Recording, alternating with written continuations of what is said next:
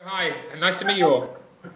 My name's Stephen, and this is our Intro to Peace Studies class here in Brunswick, Canada.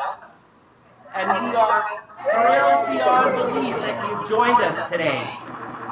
Cool. And that Well, our musician, Tommy, here has helped us link up with you. yeah. Well, I'm very pleased to be here, and thank you for inviting me, Stephen. It's a privilege to be chatting with everyone. Thank you. Maybe everyone wave. Okay. Well, Jeremy, we know that you don't have a lot of time to spend with us, so we would kind of like to establish the first thing is, if there's a disconnect with our call with you, would you prefer us to call you, or would you like to call us? Yeah, you call me. If it goes down, call me. I'll be sitting here and waiting. Okay, thank you. So, folks, it's up to you now. I'd really like you to share this experience with Jeremy rather than my talking. It really, you are the future. As Jeremy has pointed out, you probably can't see it, Jeremy, but in our background here we have two of your films, the original Peace One Day and the documentary The Day After Peace. Excellent, excellent. Well, listen. I mean, let's go for it.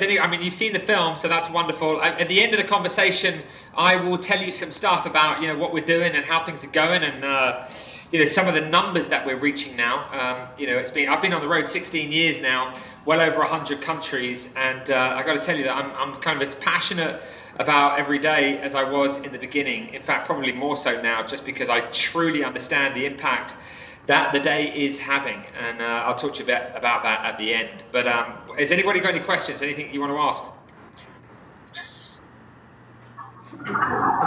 Great.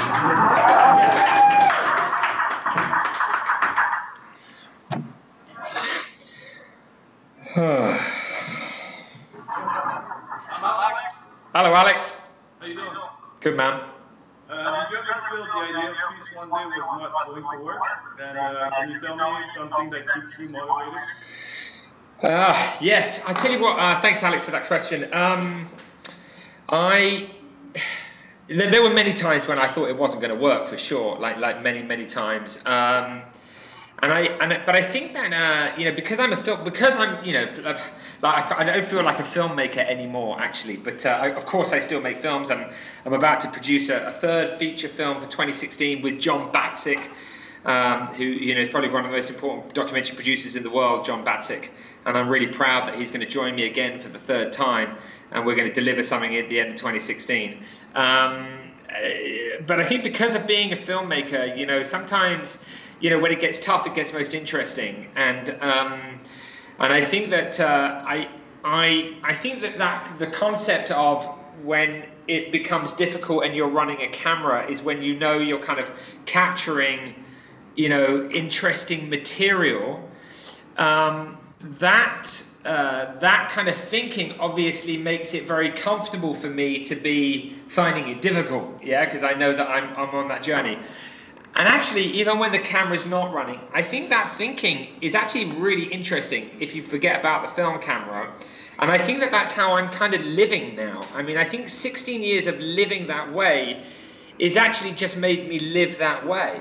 And I spend a lot of time with young people, doing this kind of thing. I mean, you guys are a little bit older than the sort of student, these young, primary, secondary, people that I speak with, and But what I'm saying to them all the time is that the failure is when it gets interesting, and the failure is when I learn most about myself. And I think when somebody says no, it's now beginning to really excite me. Because it's a yes is a yes, and a no is like when it's like, wow, you just said no. Why did you say no? Help me to understand that. Help me to kind of look at what I could do to turn that no into a yes. So I think that the not getting to the top of the mountain and regrouping and then going at it again is just so what it's all about. and I'm so not in any kind of a hurry whatsoever, and I'm really into kind of being patient and remaining very committed and focused, and I love the difficulties and the complexities of the challenge, you know, that we face. And that challenge that we face is to make sure that every human being on the planet knows about the day. As a consequence of that, millions of people will not be involved in violence. Millions and millions, as you saw from the reports that came out yesterday. So I think that's the answer. I think there were times, loads of times, but actually, you know, it's always fascinated me, and so therefore I never really gave up.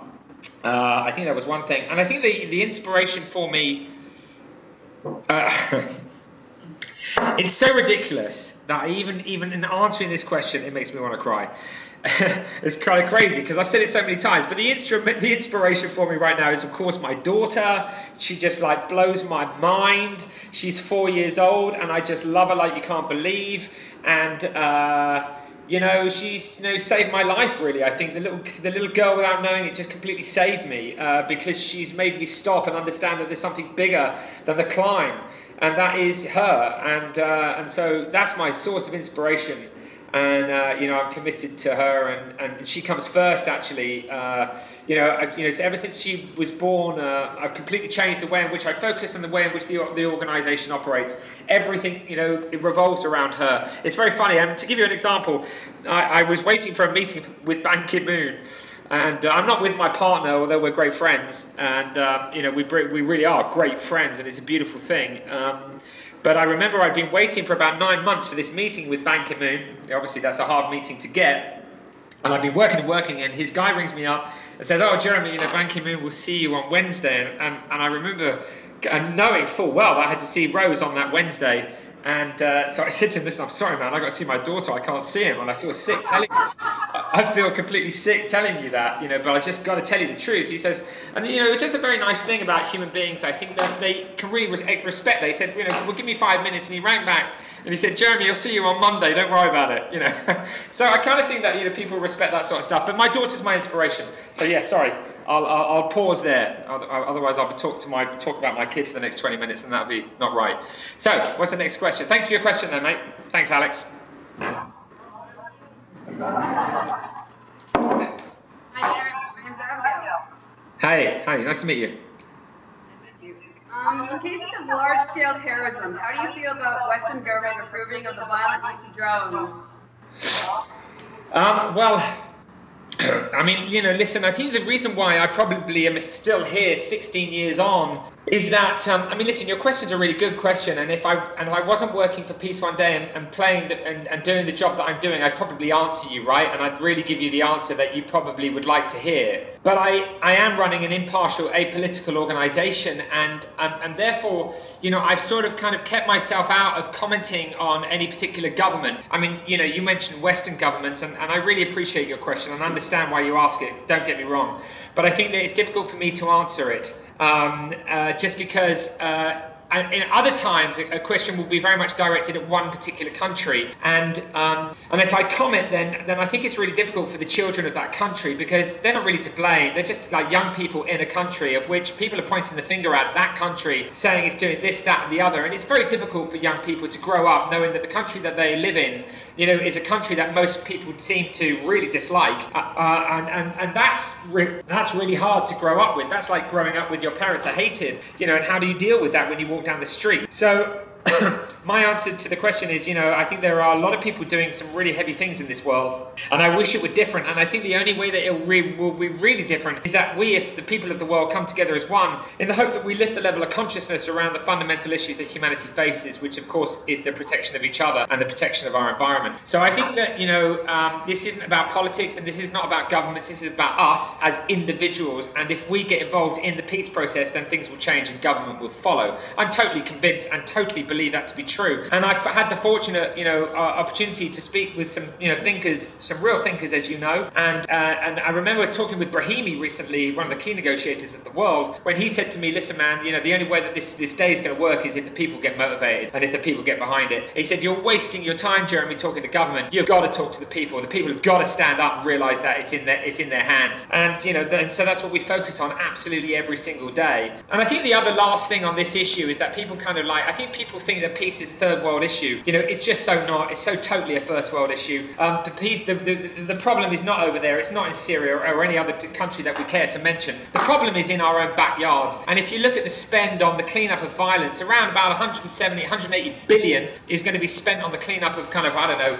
the kind of weapons, the kind of classical wars that we would think of. Whereas 6.5 trillion is going to be spent cleaning up the issues around domestic violence and violence in schools and violence in communities. The real problem, the real war that humanity faces is the one that is around you and me, and that is just the facts. And that is why this is a day of non-violence, and that is why each and every one of us must get involved. And on the 21st of September, look at who we're going to make peace with. Look at the families we're going to bring together. Look at the things that we're going to do through music and through art and through technology, and move to a moment of true kind of global unity on a scale that history has never known. That's what this is all about. It's very interesting. Okay. Hi, Jeremy. My name is Desiree, and my question is, how do you deal with skeptics? Thanks, Desiree. How do I deal with skeptics? I think skeptics, like skeptics and cynics. I really sort of, what I know is it kills people, for sure. It kills people, and that's just the reality. Because of course, the cynic would say to me, well, look, you're never going to get the Taliban to stop fighting. Actually, a lot of people said that to me, and of course the Taliban did stop fighting and millions of children were vaccinated against polio. So if we'd have listened to the cynic, and they were very intelligent cynics, then obviously a lot of people would have died. So cynicism for sure will kill people. Skepticism kills people. It says you can't climb the mountain when you can, and that's just it. Look at those two dudes who just climbed that mountain in Yosemite. Who'd have thought that was possible? And many people would have said for a long time it wasn't, and of course it was. So I think that that's what I think about cynicism and skepticism. But I also don't blame or ridicule or shame anyone, because I really truly understand why somebody would be cynical and somebody would be skeptical. You only got to look around in the world, and actually the way in which some of us are treated. Some of the bullying, the shit that's going on at home. It's very understandable why people are frightened and skeptical, and I really sympathise. And I just wish it wasn't the case, but sadly it is, and we're a product of what we see on the TV every day. And so I think that what I want to do is I want to stand by the cynic and go, man, I understand, and let's just look at how we can make this a reality and change this and go for it, and and just enjoy the fact that that person's mind was changed, because actually that's the only way it's going to change. It's like we've got to be in the room, and we've got to treat people in a normal way, and we've got to be friendly and open, and we can't blame and shame and ridicule. So that's how I deal with it. I just think that it's like, I don't know, I'm a mod and you're a punk. It's like we're all different. I'm not a mod and you're not a punk, but you know what I'm saying? I remember the mods. I was thinking back to my youth when my brother was a mod, and anyways, we're all different, right? Everyone's different, and I think we just need to embrace our differences, and that's how I think about it, man. Thank you. Hey, man.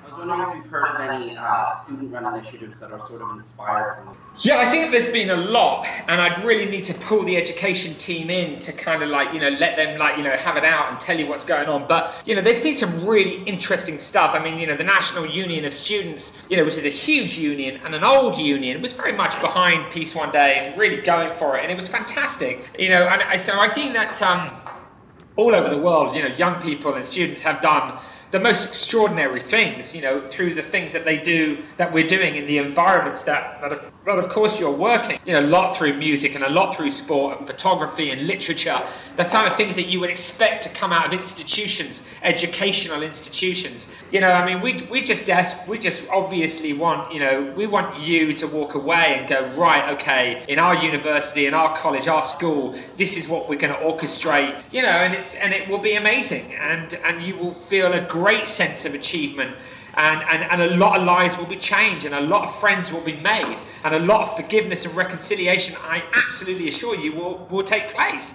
And that's just awesome. So I think there are so many examples, I don't know, I was so moved the other day, and I could have just not seen it. So much goes down now around the world. We exposed over 1 billion people in 2014, over 1 billion people. It's a pretty large number, and there was kind of 610 million people now very, very aware and engaged, and around 10 million people who were not involved in violence because the school writes to us and says there's no bullying today, and thousands of schools are like that, and NGOs and domestic violence orgs and FACE. So there's so much that goes down now, but there's some really beautiful little things. This dad wrote to me, you know, he said, listen man, I haven't been spending much time with my daughter, and me and my daughter got the guitar out, and I play a little bit of music, and so does she, and we wrote this song, and it really brought us together. And I listened to the song. It was so moving. This dad and this little girl had like come together and written a song about peace and how much they loved each other. I was like, oh my God. It was just so intense and so beautiful. And I think that these are the kinds of things that we're seeing, you know, people really making peace in the one place where it needs to be made, and that is in our homes, in our schools, in our communities, in our colleges. And so, you know, I think that I want to just kind of keep reminding ourselves that it's not about AK-47s and M16 assault rifles. It's so not about that. It's so about you guys really spreading the word in the community and seeing things really evolve. I mean, you know, so I think there's not one particular thing, but I know that I would love the students to just go for it, and, you know, the universities of Canada and the world, you know, just, you know, really being involved. Thank you. Thank you. I like that hat, by the way. That's good. I'm Gilley. Thanks for coming and speaking with us. This is great. Oh, that's awesome. I'm just wondering, you know, obviously, thanks to the power of kind of social media and the internet, it's a lot easier to kind of get the word out. And you talk a lot now about, you know, working in your community, because you've kind of done the top-down thing of getting all the countries on board. What do you think is the best way to encourage a community to take action? How do you think a movement started? Okay. Well, I think it's a great question, and obviously it's the perfect question, really, because the answer is you. You know, I mean, that is the perfect way. The perfect way for this to get out into the community is you know, just doing it and agreeing to do it. And I mean, like, you know, like, you know, I mean, I'm just like, you know, we're a big team, all of us. The reason why it was a success in 2014 is so obviously, as you know, not because of me. I mean, I went on a journey and we push, but the reason it's a success and the reason where there are massive numbers is that everybody's kind of taking it on. People are really taking it on and going, right, I am going to always observe that day. And so I think the best way to take it into community, I think the best way to take it to the people is for me to be here now and say, man, I have got to give those guys my time. We've got to talk about this in the hope that they go, okay, cool. I heard it from him. He gave me some good ideas. I knew what I was going to do anyway, and now I'm going to really go for it. And so I think that that's what it's about. I think it's about you and creating some kind of steering group within that room right now. And also you guys doing things individually, I think spreading the word. I mean, like, you know, you could do something so incredible where you whack a map up on the wall of Canada or of the world and you go, right, let's take it on to make sure that every university in Canada is observing this day. Now, you do that through social media, through Facebook, through Twitter, through Instagram, whatever it all is, the tech that exists. And thank God all this technical stuff exists, because it is just making global networking so quick. It's awesome. I mean, like, if you think about, you know, being in a field 16 years ago and having touched over 1 billion, having 610 million people involved, it's just like technology is allowing us to, you know, really do stuff that's quite exciting. So I think the answer is you. I think the answer is set a challenge. I think the answer is you can stay as an individual and we can do things as individuals. But as that group of people I'm speaking to right now, do you want to make sure every university in Canada is observing that day? Do you want to go further than that? You know, I mean, I often ask, you know, young people to put a map up on the wall and say, okay, well, look, if I ask the group of people who are sat in front of me right now, how many countries do you know? I promise you that you will know people in well over 50 countries. Right now. Now that's like, you know, that's a third of the world, you know, it's a quarter of the world. So it's kind of like, you know, and it's the touch of a button that's going to make something happen. So that's what I think the answer is. We all join in and we go for it. And we own the legacy of it. Your children are going to grow up and they're going to come home and they're going to tell you it's Peace Day. For sure. And I think it's really lovely that you are a part of that legacy, that you are the people, we are the people that made that a reality for their generation. Thank you. Thank you, mate. Good luck. Hi, Jeremy. I'm Melissa. Nice to meet you. Hello. I was just wondering, throughout your travels in establishing peace one day, where would you say your most impactful trip was and why? I'd say, oh my God.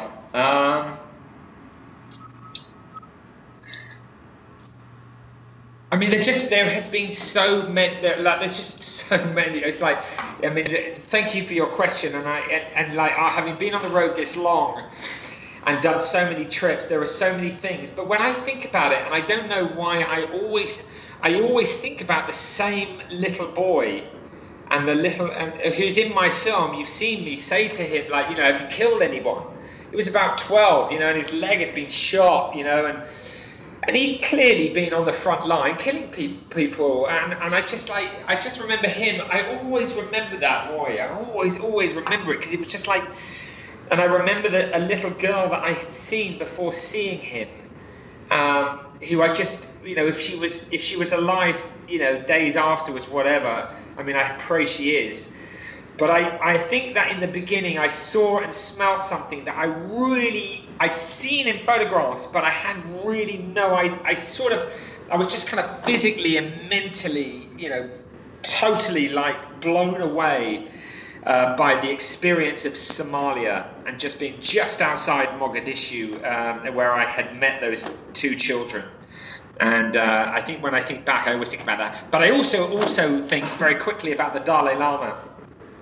There, you know, sort of three people just flash in my mind. You know, I mean, being with the Dalai Lama was just something else, man. I mean, the whole process of being with him was such a long journey anyway. I mean, it was a year and a half of work.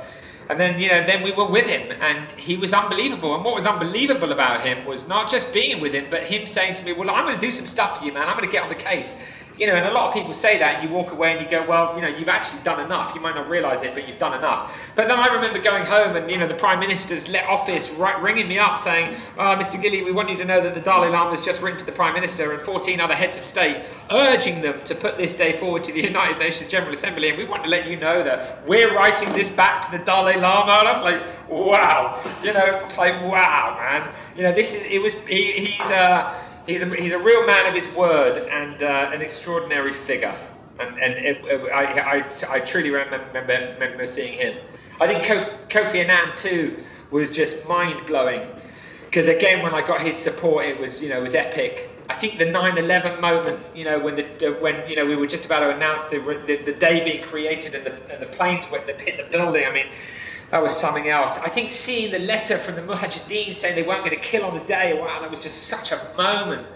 And then I think seeing Howard Buffett when he said, look, you know, we're going to give you millions of pounds and support your organisation, that was a moment I'll never remember too. So yeah, there's been a few of them. I mean, you know, the resolution going through. I remember being at the top of the General Assembly, as you see in the film, just looking down at the world creating this day, you know. I mean, there's been some lovely memories, really lovely memories. Thank you. Hi, Jeremy. My name is Mallory. Hey, yeah. It's nice to meet you. And you. In your films, it seemed like a lot of countries were really reluctant to support a project that was associated with nonviolence. So do you think that peace is a concept that the international community still looks down on, at least at a governmental level, or do you think there's another reason why it was so hard to get the support you needed to push your project forward? Yes, it's very interesting you say that, because it makes me think, oh yeah, you probably are right. I mean, government's looking down at it, is the statement that you just made. That's interesting. And I think people looking across at it, which is what we all do. We got a real problem on our hands, you know, because everyone's looking somewhere else. So it's very interesting that you say that. I'll remember that question, because it is a little bit like that, isn't it? Government's looking down at it, and we're all thinking it's over there. So we got, you know, that's a real problem. And you know, this sort of redefining the meaning of peace, I think, is an important thing. I think we've really got to see peace as something that is actually in our hands, that we could really change the world. I mean, you know, truly, if the students of the world were to unite, and stand as one, mate, that's it. Yeah, historic massive historical moment. That's what I dream will happen, you know, and I hope that you guys, you know, reach out to the students of Canada and say, look, we've got to stand as one. We've got to walk, we've got to march, we've got to be on the streets, you know, whatever it takes. But it's very interesting you make that statement. But I think the lovely thing is the lovely thing about it all is, you know what gives me massive hope is that no matter where you go, ultimately, those dudes, the government guys, or indeed the heads of corporation, I've noticed are just like you and me, you know. They're actually, like, if you kind of like, you know, once you're in the room and you're talking about children or stuff like that, you know what I mean? I've not really noticed anything different about a freedom fighter or the head of a government or indeed the head of a corporation. It's like when it really gets down to it, there's a sort of softness and a beautiful thing about human beings. And I think that's the part that I just love connecting with and kind of going, right, okay, let's not blame you and shame you and ridicule you and say you're a bad person or whatever, but just because of how you work and what you have to do to survive. Can we take what it is you do and do something good with it? I think it's a really important thing. And I'm really into doing that, and I think that's why we're probably still here. So I think there's loads of hope. There's definitely hope in humanity's survival. I'm convinced of that, having gone on the little journey that I've been on, and I think it's big time in our hands. I think but of course we know that, but we kind of sometimes it does surprise me. You know, why we don't all stand up together as one, but I also respect it's a process, and that's why I'm here today, and I really care about this encounter. Thank you. Hi, Jeremy. I'm Sarah. Hey, Sarah. All of the questions that our group wanted to ask have actually already been answered, so I wanted to take the time to say that if it wasn't for our professors, Stephen and Dawn, we wouldn't have watched your documentaries, and we wouldn't be here right now Skyping with you.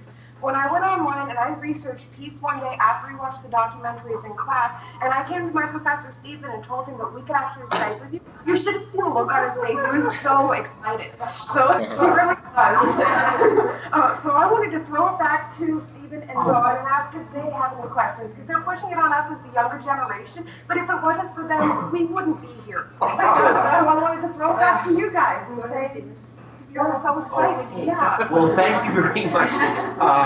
Jeremy, I have to say I am completely incompetent when it comes to technology. A real nincompoop. It was indeed Sarah's idea, and I was like, Skype, what do you mean Skype? And then, we're talking and spoke. I just want to say, this is my wife Dawn, by the way. Sorry. Telling me to move on with it. A couple of things, Jeremy. I just want to say that you're very modest, because when you just said in your last response that little journey, it's not a little journey that you've been on. This is a major journey. And I remember to take, I know your focus is really instilling peace in people throughout the world and nonviolence and communication. You've got to take credit for what you've been doing, and it's so important. I was listening to you, and I wanted to share with you a little reflection that I have. I remember the first time that I watched the first film, Peace One Day, and you spoke about your parents. And you said parents had divorced, but you showed in the documentary how they were dancing with one another because they came together, in spite of whatever differences they may have, to support you as their son, but also to support the concept that you and all of the folks at Peace One Day are striving to support and work towards. And I thought that was amazing, that they would come together that way, and that's what it's all about.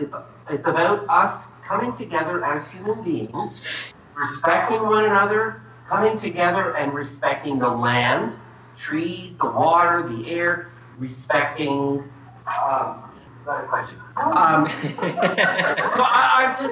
stunned. I don't know what else to say. I want to thank everybody that has participated. You guys are amazing. Yeah. And Dawn just has something to say. Go ahead. Okay. Okay, Dawn. So what do we need to do to get you to Canada?